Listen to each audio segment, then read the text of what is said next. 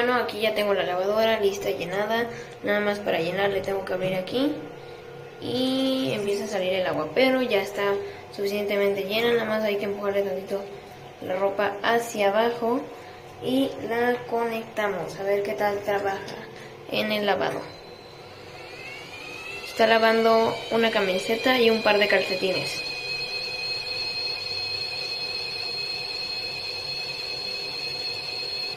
Listo, aquí sigue lavando.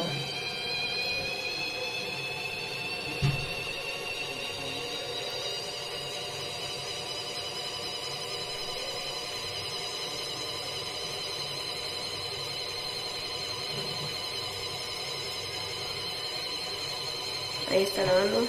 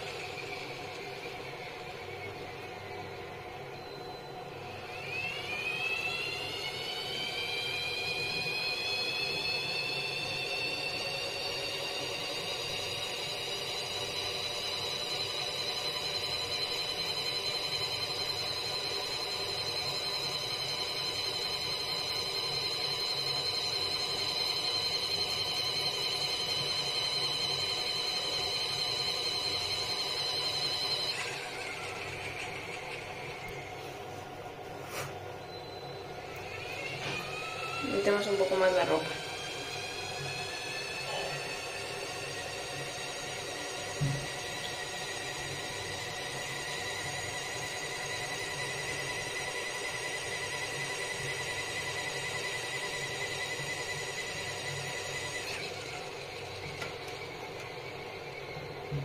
Ok, terminó de lavar. Ahora vamos a sacarle todo el agua y a centrifugar. Allí ya desagüó toda el agua. Ahora va a centrifugar.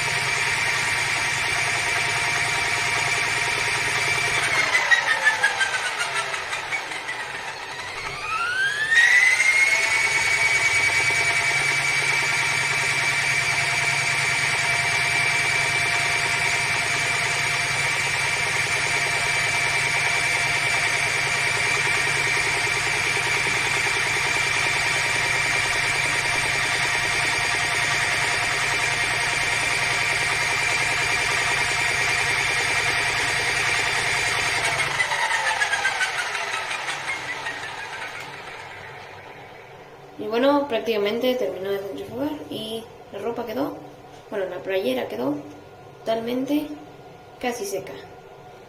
Bueno, muchas gracias por ver el video y no olviden suscribirse y darle like. Hasta luego.